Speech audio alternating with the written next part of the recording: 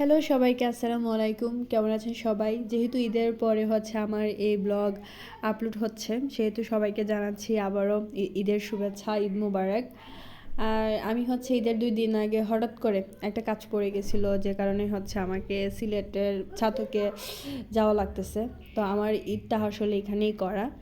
তো তারপর ঈদের আগের দিনের অবস্থাটা শেয়ার করি। তো আঙ্কেলের কারখানাতে প্রায় 9 থেকে 10 জনের ইফতার বানাতে হবে। তো আমি এখানে আমার মানে আন্টিকে হেল্প করতেছিলাম। তো আমি এখানে পেঁয়াজু ভাজতেছিলাম। তো পেঁয়াজুগুলো দেখতে এতটা ইয়াম্মি ছিল, মানে আমি চিন্তা করতেছিলাম যে রোজা রেখে এত মজাদার খাবার আমাদের মা চাচি খালারা কীভাবে রান্না করে, আসলেই অনেকটা ধৈর্যের বিষয়। মানে কি বলবো, এতটা টাফ, মানে রোজা রেখে এই মজার মজার মানে পেঁয়াজু, বেগুনি, ছানা বুট, মানে এই সব কিছু কীভাবে রান্না, মানে মানে আমার মানে ওই ফিলিংসটা আমি কিভাবে বলবো আমি বোঝাতে পারবো না। যাই হোক, আমরা ইফতার শেষে ছাদে চলে গেছিলাম চাঁদ দেখার জন্য। তো আমি আমার কাজিনদেরকে নিয়ে গেলাম, কিন্তু চাঁদ দেখা পসিবল না, কারণ গিয়ে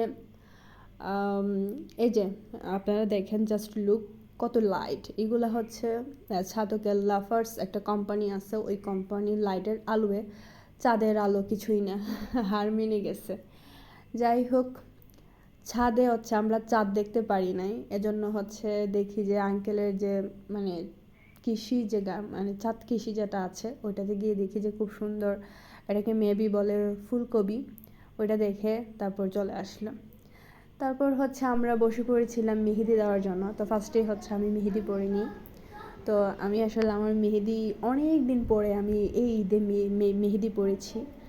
আর ঈদে মেহেদি পরেছি অনেক বছর পরে, প্রায় 3-4 বছর হয়ে যাবে। তো যাই হোক, আমি বিষয়টা অনেক এনজয় করেছি। আমি অনেক দিন পরে মেহেদি পরলাম ঈদে। আর এটা আমার কাজিনের আর ছোটো নূর, তাকেও আমি মেহেদি পরাই দিছি। আর সে তো খুব খুশি যে তার বোন সে তার সাথে ঈদ করবে। গত বছর কিন্তু আমি তার সাথে ঈদ করি, তখন আমার এক্সাম ছিল এর জন্য। আর এই বছর একটা কাজ পড়ে গেছিল তাই। তো তারা খুব এনজয় করতেছে। মানে নিচের বাসা থেকে একটা ছেলে আসছে, আসার পর নূর আর সে খুব মজা করতেছে, একদম বাসা গরম করে ফেলছে। আর ওই ঈদের যে আমেজ, ঈদের যে আনন্দ, সেটা আমি অনেক বছর পরে মানে উপভোগ করলাম।